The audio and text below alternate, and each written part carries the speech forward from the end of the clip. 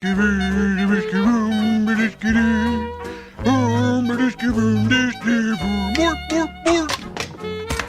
everyone, just want to show you how I make some pocket pita today, and I hope you enjoy this recipe. Alright, now you guys, I'm first gonna show you how I'm gonna make the yeast, the wet ingredients. So first thing I'm gonna do, half a cup of milk, and then with that we do half a cup of warm milk, water. So that together should be 1 glass, and then add on the yeast. So 1 spoon of yeast and 1 spoon of sugar, and that sugar is to activate the yeast and to make it a bit sweeter, because yeast tend to be a bit salty. So, and then you mix it all up together, and then just put it aside for the yeast to activate, and then it becomes foamy, and I'll show you what it's like once it becomes foamy. Alright, now we're going to do the dry ingredients. I put all-purpose flour. I put two cups of all-purpose flour. Now I'm going to put 1 teaspoon of salt, and that's all you need for the dry ingredients. And then we're just going to combine the wet ingredients and the dry ingredients together.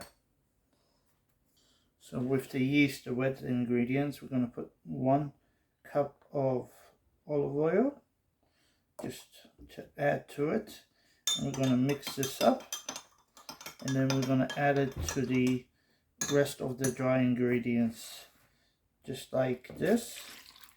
Then we're going to use our hands, or you can use a mixer or a spoon, just to put it together, and then add it to make a dough, and I'll show you what it likes once I'll add it together.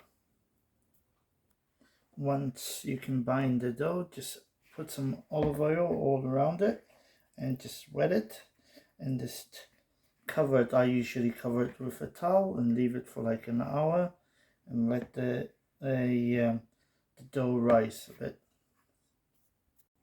Alright, now that I waited for the flour to rise, we are going to take out the dough that we made, and we're going to put it on a flat surface, and all we're doing is just put a bit of flour on it, and we're going to cut our dough into 4 pieces.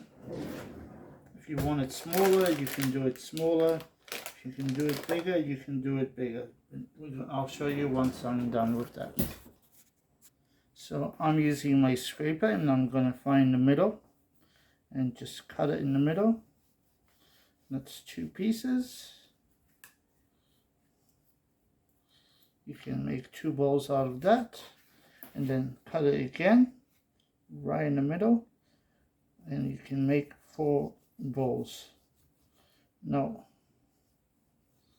once you have a bowl with you, I'll just use a bit of flour so it doesn't get stuck, and then just create a bowl. Just put it together, just create bowls, and then I'll show you once I made all 4. Alright, now that we made our dough balls, what we put a little bit of olive oil on the bottom of our bowl just so that it doesn't stick, and we're just gonna put the balls inside. So I'll show you. All the balls inside. And I put a little bit of olive oil on top of it as well, and that will help us for it not to get stuck. So I'll just dip it in the olive oil as we go. Alright, now it's time to put the pita together. So first thing first, I'll put some flour on the bench. You can use 1 ball at a time. See? Bowl. And all I do is just, first thing, stretch it. We want to make sure it's stretched, and we want to make it round as much as we can. Now everyone can make it in different sizes, and all I'm doing is just trying to make it a round pita. It doesn't have to be very thin, just needs to be made as round.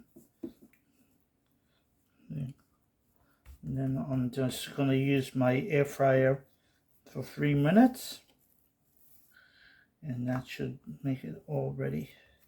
Just make sure it's even when you put it in, that's all.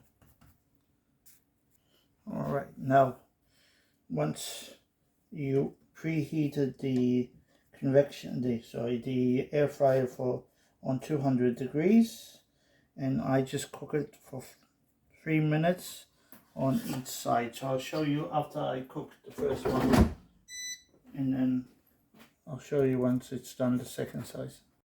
Now that I finish making those pitas, they need to be in about rounded odd shape, and put in the towel so it doesn't the moist doesn't leave, doesn't get, all the moist has to be absorbed.